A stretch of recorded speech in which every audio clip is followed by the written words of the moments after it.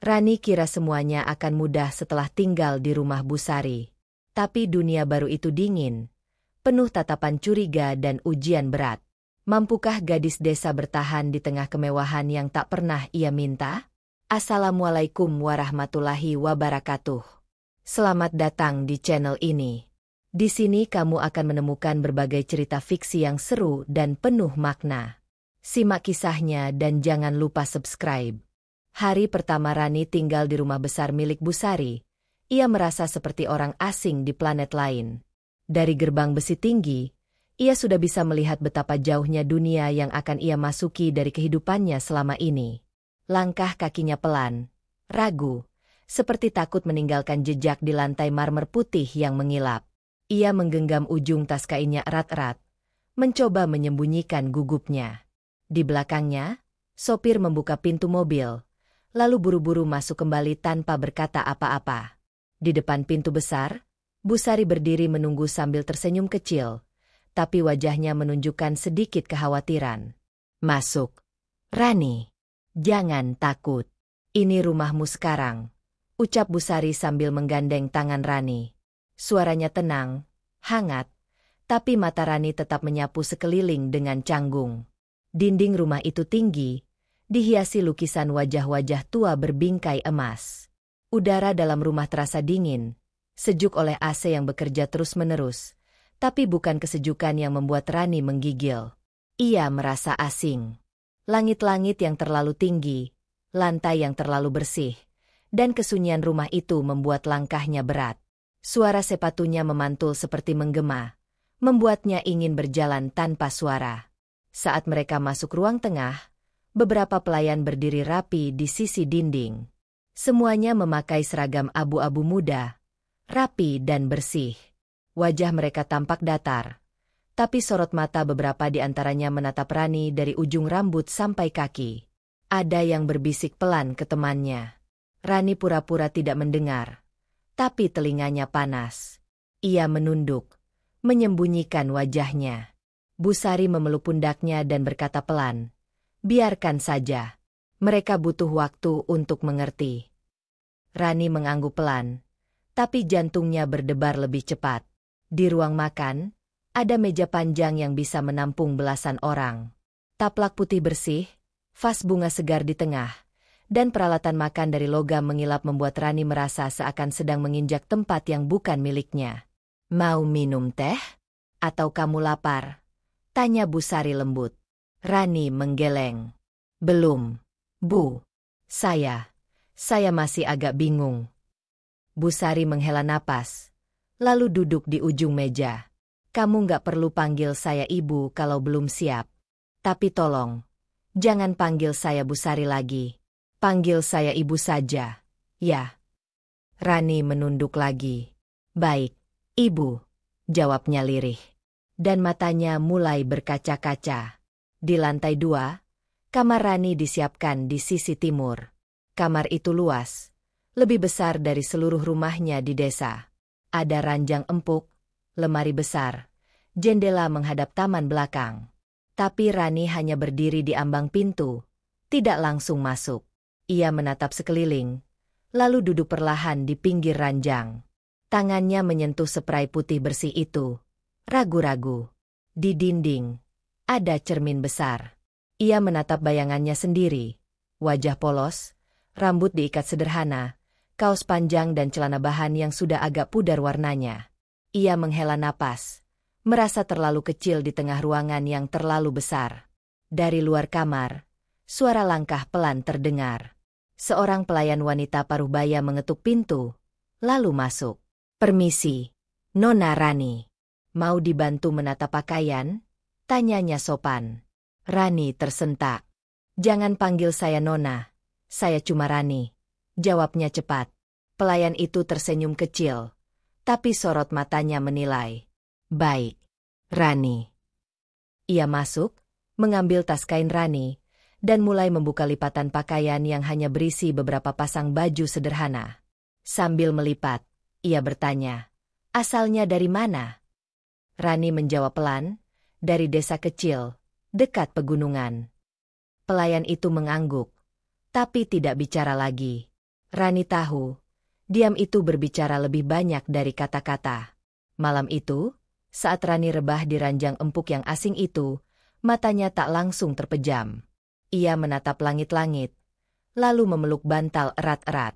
Di bawah cahaya temaram lampu tidur, ia mengingat kembali suara jangkrik dari desanya, dinginnya angin malam, dan suara ibu angkatnya dulu yang selalu membangunkannya sebelum subuh. Kini semuanya jauh. Dunia yang dulu ia kenal telah tergantikan oleh dunia baru yang mewah, tapi dingin dan penuh tatapan.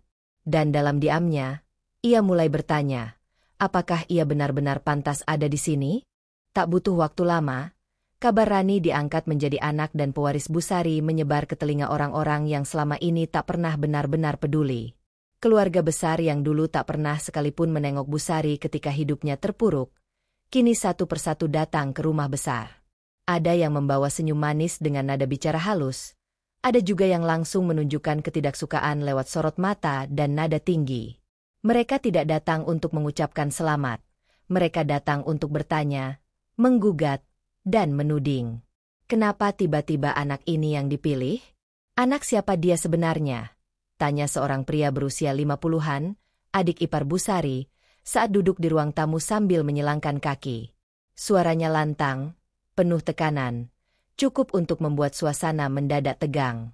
Di sebelahnya, istrinya pura-pura tersenyum sambil menyeruput teh. Tapi dari caranya menatap Rani, sudah jelas rasa tidak terimanya. Rani hanya berdiri di pojok ruangan, berusaha tetap tenang walau telapak tangannya dingin dan dadanya sesak. Busari duduk di kursi utama, tenang, tapi sorot matanya mulai berubah. Sore itu, rumah besar yang biasanya tenang berubah menjadi tempat penuh gumaman, lirikan, dan suara-suara kecil yang menyakitkan. Anak kampung begitu, apa pantas jadi pewaris? Bisik salah satu keponakan perempuan Busari saat makan malam, cukup pelan tapi jelas terdengar oleh Rani yang duduk tak jauh dari meja utama. Rani menunduk, menahan napas. Ia menggenggam sendok terlalu kuat, tapi tetap tak bersuara. Seorang pelayan berdiri di dekatnya, tampak gelisah, tapi tak bisa berbuat apa-apa. Suasana makan malam yang harusnya hangat berubah dingin dan mencekam. Busari meletakkan sendoknya perlahan, lalu menegakkan tubuh. Semua mata tertuju padanya. Ia memandang satu persatu wajah keluarganya, kemudian menatap Rani yang masih menunduk. Kalian datang, tapi bukan membawa kebahagiaan. Kalian datang membawa rasa curiga dan hinaan, ucap Busari, suaranya tenang tapi tegas. Lalu ia menoleh pada wanita yang tadi membisikkan kata-kata merendahkan. Yang kalian hina ini, lebih punya hati dari kalian semua, ucapnya pelan tapi dalam. Ruangan langsung hening. Tak ada yang berani menyela. Beberapa pelayan saling pandang, seolah lega seseorang akhirnya bicara. Salah satu sepupu Busari yang sejak tadi dia mencoba bersuara. Tapi, Bu, ini soal warisan. Soal keluarga. Apa nggak sebaiknya dibicarakan baik-baik dulu? Ia berusaha terdengar masuk akal, tapi nadanya tetap merendahkan. Busari berdiri perlahan, menatap pria itu lurus-lurus. Saya hidup sendiri saat kalian semua membiarkan saya terlantar. Saya makan dari sisa, tidur di emperan, dan tak satu pun dari kalian peduli. Tapi gadis ini, gadis yang kalian sebut anak kampung, datang tanpa diminta. Ia mandikan saya, beri saya makan, dan mengobati luka yang tak kalian lihat. Suaranya mulai bergetar, tapi matanya tetap tajam. Rani masih diam, tapi matanya mulai berkaca-kaca. Suasana meja makan hening. Tak ada yang menyentuh makanan lagi. Hanya suara detik jam dinding yang terdengar. Salah satu keponakan menunduk, tak berani menatap Busari. Beberapa lainnya mengalihkan pandangan. Rani merasa jantungnya berdetak makin kencang, tapi belum sempat ia bersuara. Suara pintu depan terdengar terbuka, dan suara asing yang belum dikenal pun muncul. Tekanan datang bertubi-tubi. Rani yang dulu hanya tahu ladang dan warung kecil di desa, kini duduk di ruang rapat besar yang dingin dan kaku. Setiap pagi, ia harus mendampingi Busari bertemu mitra-mitra bisnis yang bicara cepat dan penuh istilah asing. Ia mencatat dengan terburu-buru, takut tertinggal. Setiap malam, ia belajar sendiri di kamar, membuka buku-buku keuangan, manajemen, dan cara presentasi. Kadang ia tak mengerti satu halaman pun. Tapi ia ulangi terus, sambil menggigit bibir dan mengusap matanya yang perih karena mengantuk. Lampu kamar menyala sampai lewat tengah malam hampir tiap hari, tapi tak satu pun keluhan keluar dari mulutnya. "Rani, kamu nggak istirahat dulu?" tanya Busari suatu malam, berdiri di depan pintu kamarnya sambil membawa segelas susu. Rani menoleh cepat, matanya merah, rambut diikat asal. "Masih ada yang belum saya pahami, Bu. Saya harus siap buat rapat lusa," jawabnya pelan. Busari mendekat, meletakkan susu di meja, lalu mengelus kepala Rani. "Kamu sudah berusaha lebih dari cukup. Jangan terlalu keras pada diri sendiri," katanya. Tapi Rani hanya mengangguk dan kembali menatap layar laptopnya. Di dalam hati, ia tahu, kalau ia gagal, semua akan melihatnya hanya sebagai gadis desa yang numpang untung. Suatu malam, Rani mencoba latihan presentasi sendiri di ruang tamu. Waktu menunjukkan hampir pukul 11. Rumah sudah sepi, hanya suara kipas dan detik jam yang terdengar. Ia berdiri di depan cermin besar, memegang lembaran kertas dengan tangan gemetar. "Selamat pagi, saya Rani. Hari ini saya akan mempresentasikan data." Kalimatnya terputus. Nafasnya cepat. Ia menarik napas dalam, mencoba ulangi. Tapi suaranya serak, pikirannya melayang. Ia menatap refleksi dirinya sendiri, penuh ragu. "Apa aku bisa?" gumamnya lirih, seperti takut mendengar jawabannya sendiri. Langkah pelan terdengar dari arah tangga. Seorang pelayan senior, Pak Arif, berjalan mendekat. Usianya sekitar 55 tahun. Wajahnya tenang tapi dingin. Ia berdiri beberapa meter dari Rani, lalu bersandar di kursi tanpa diundang. "Kamu latihan?" tanyanya datar. Rani mengangguk cepat, menyembunyikan kegugupan. "Iya, Pak. Biar nggak kaku waktu di depan orang." Pak Arif menatapnya lama, lalu berkata pelan tapi tajam, "Kalau kamu gagal, kamu akan mempermalukan Busari. Semua orang di sini menunggu kamu jatuh." Ucapannya tidak keras, tapi cukup untuk membuat jantung Rani berhenti sejenak. Rani membeku. Tangannya mengepal tanpa sadar. Ia menoleh pelan, menatap Pak Arif yang sudah berdiri lagi dan bersiap pergi. "Terima kasih, Pak," ucap Rani, pelan tapi tegas. Pak Arif berhenti sebentar, lalu berjalan pergi tanpa menoleh. Saat pintu tertutup kembali, Rani menatap cermin di depannya. Sorot matanya berubah. Lebih dalam. Lebih keras. Ia berdiri tegak, mengambil nafas panjang, lalu mulai bicara lagi, kali ini lebih lantang. Tapi di balik suaranya yang kuat, di dalam dada, ia tahu, malam-malam seperti ini baru saja dimulai. Di tengah kekacauan itu, Rani mulai merasa ada yang aneh. Ia sering mendengar bisikan pelan saat lewat di lorong rumah, suara pintu kamar yang tertutup buru-buru, dan pelayan yang saling pandang saat ia bertanya hal sepele. Suatu sore, saat ia mengantar dokumen ke ruang kerja Busari, ia tak sengaja mendengar percakapan melalui celah pintu yang sedikit terbuka. "Dia sudah kembali, Kak. Dan bawa anak itu pula. Apa kita diam saja?" Suara seorang pria terdengar tajam. "Kamu pikir aku nggak tahu niatmu dari dulu?" Suara Busari terdengar dingin. Rani menahan napas, telinganya panas, dadanya berdebar kencang. Malamnya, saat Busari sudah tidur, Rani duduk sendirian di ruang baca. Ia memandangi foto-foto keluarga yang tertata rapi di rak. Wajah Busari saat muda begitu berbeda, ceria, penuh semangat. Di sampingnya, ada seorang wanita muda yang memeluk anak kecil. Rani tertegun. Ia mendekat, mengambil bingkai foto itu. Anak kecil itu, wajahnya familiar. Rambutnya, matanya, senyumnya. "Ini, aku," bisiknya. Ia mencari laci di bawah rak itu, dan di dalamnya, ia menemukan beberapa surat tua dan satu kotak kecil berdebu. Di dalam kotak, ada kalung rusak, tiket pesawat, dan selembar foto lain, Ibu Rani dan Bu Sari tersenyum bersama di sebuah taman. Dada Rani terasa sesak. Semakin banyak yang ia buka, semakin jelas semuanya. Pagi harinya, Rani membawa foto-foto itu ke kamar Bu Sari. Tangannya gemetar. Ia mengetuk pelan. "Bu, saya mau tanya sesuatu." Suaranya hampir tak terdengar. Bu Sari yang sedang duduk di kursi rotan dekat jendela menoleh. Wajahnya lelah. Tapi saat melihat foto yang dibawa Rani, matanya membelalak. Ia berdiri perlahan, lalu mengambil foto itu dari tangan Rani. Ia menatap lama, lalu duduk lagi, diam. Air matanya jatuh satu persatu tanpa suara. "Saya nemu ini di laci bawah." "Bu, itu ibu saya, kan?" tanya Rani pelan.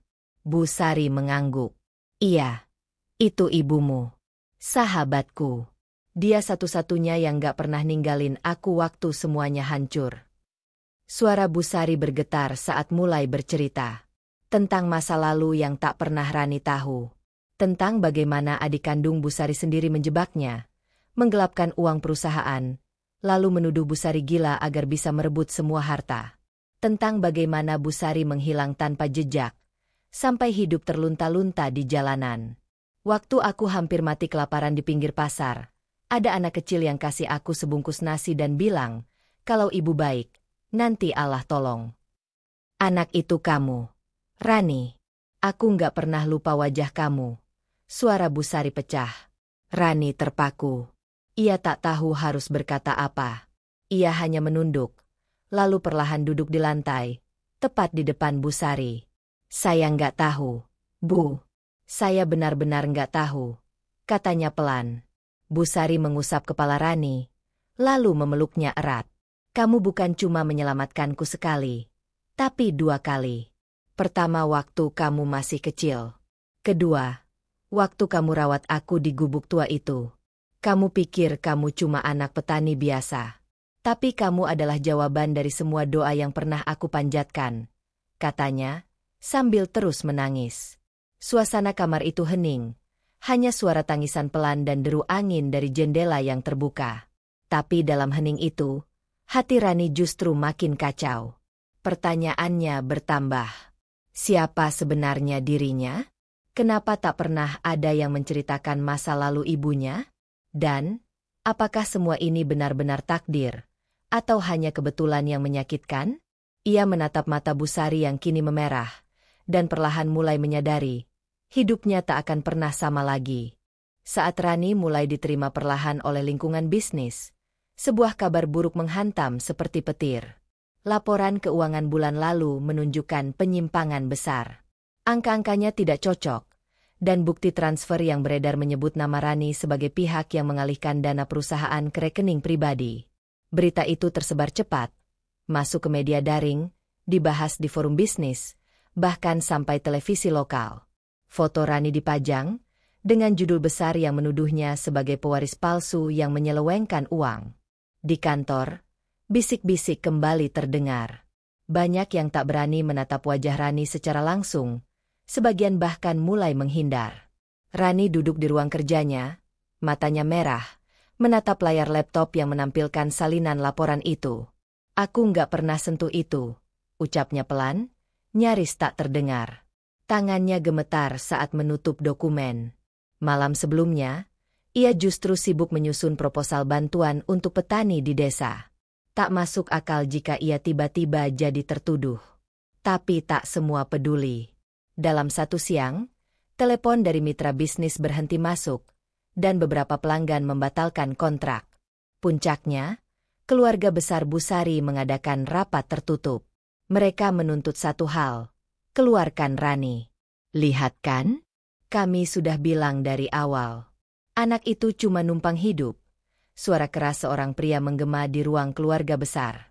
Ia adalah keponakan Bu Sari, berjas hitam, berdiri sambil menunjuk Rani yang duduk diam di pojok ruangan. "Dia nggak punya latar belakang. Dia bukan siapa-siapa. Sekarang malah bikin malu keluarga kita," lanjutnya. Beberapa anggota keluarga lain mengangguk. 1-2 menggumam setuju. Rani hanya menunduk, menahan perih di dada, Tak sanggup bicara. Matanya mencari Busari, tapi wanita itu hanya diam, menatap lurus ke depan. Sampai akhirnya, Busari berdiri. Perlahan.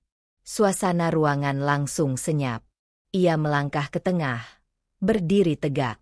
Wajahnya tenang, tapi sorot matanya tajam. Saya tahu perasaan kalian, ucapnya pelan. Saya juga pernah di posisi seperti ini. Dituduh, difitnah, dikucilkan. Tapi saya belajar satu hal, bahwa keadilan butuh keberanian. Ia menoleh ke arah Rani, lalu bicara lebih keras. Dan saya tahu siapa yang bisa saya percaya. Rani bukan hanya anak angkat. Dia penerus saya. Dia darah sahabat saya. Dan saya berdiri di pihaknya. Beberapa orang tampak terkejut. Keponakan Busari mendengus, memalingkan wajah. Tapi bukti-buktinya jelas. Ada transaksi. Serunya, masih mencoba menekan. Busari menatapnya tajam. Bukti bisa direkayasa. Tapi karakter seseorang nggak bisa dibuat-buat. Ia menoleh ke salah satu staf yang berdiri di belakang. Bawa hasil audit yang baru. Tim independen yang saya tunjuk tadi malam sudah selesai memeriksa. Staf itu maju, menyerahkan dokumen. Di dalamnya, jelas terlihat bahwa ada manipulasi data. Dan pelakunya bukan Rani. Ruang itu berubah hening. Beberapa wajah pucat. Beberapa mulai saling pandang dengan rasa tidak nyaman. Rani masih duduk di tempatnya. Belum bicara sepatah kata pun. Ia masih mencoba menerima kenyataan. Tapi satu hal yang pasti, keputusan Busari tadi telah mengubah segalanya. Dan di balik kepercayaan itu, Rani tahu ujian sebenarnya baru saja dimulai. Setelah semua badai itu berlalu, Rani tak berubah menjadi orang yang silau dengan sorotan atau tergoda dengan pujian. Ia tetap memakai baju lengan panjang yang sederhana, warnanya polos, bahannya ringan. Rambutnya tetap dikuncir rapi ke belakang, tanpa perhiasan mencolok. Di kantor, ia selalu datang paling pagi dan pulang paling malam. Setiap orang yang bertemu dengannya tahu, Rani bukan hanya sopan, ia menghargai siapapun yang bicara padanya. Dari direktur utama hingga tukang bersih-bersih. Ia masih suka menunduk kalau bicara. Senyumnya tak pernah dibuat-buat. Dan matanya masih menyimpan rasa canggung seperti dulu. Setiap 2 minggu sekali, Rani minta izin pulang ke desa. Ia tidak pernah membawa sopir. Tidak juga naik mobil mewah. Ia menyetir sendiri mobil minibus tua yang dibelinya dari lelang. Di dalam mobil itu, kotak-kotak sembako, alat tulis, buku bekas, dan beberapa peralatan kerja tangan tersusun rapi. Anak-anak kecil menyambutnya setiap ia datang, berlari sambil meneriakkan namanya. Mbak Rani datang. Mbak Rani pulang. Mereka menggandeng tangannya, menarik bajunya, tertawa bersama. Rani membalas dengan senyum hangat, lalu mengusap kepala mereka satu persatu. Tapi di balik senyumnya, matanya selalu basah setiap kali melewati pohon beringin di ujung jalan desa. "Kenapa kamu tetap begini, Ran?" tanya Busari suatu malam saat mereka duduk di teras rumah besar. Angin malam bertiup pelan. Lampu taman menyala temaram. Rani memeluk lututnya, menatap langit. "Saya nggak punya apa-apa dulu, Bu. Kalau sekarang Allah kasih saya banyak, ya saya bagi. Saya cuma ingin anak-anak lain bisa punya kesempatan kayak saya." Suaranya lirih. Busari menatapnya lama, lalu menarik napas panjang. "Kamu nggak berubah." "Ya," katanya pelan. "Saya nggak mau berubah, Bu. Saya takut kalau berubah, saya lupa dari mana saya datang." Jawab Rani, masih menatap langit yang kini mulai mendung. Esok harinya, Rani membuka pelatihan kecil di balai desa. Ia mendatangkan mentor dari kota, membagikan buku gratis, bahkan menyusun kurikulum dasar untuk anak-anak muda yang tak mampu melanjutkan sekolah.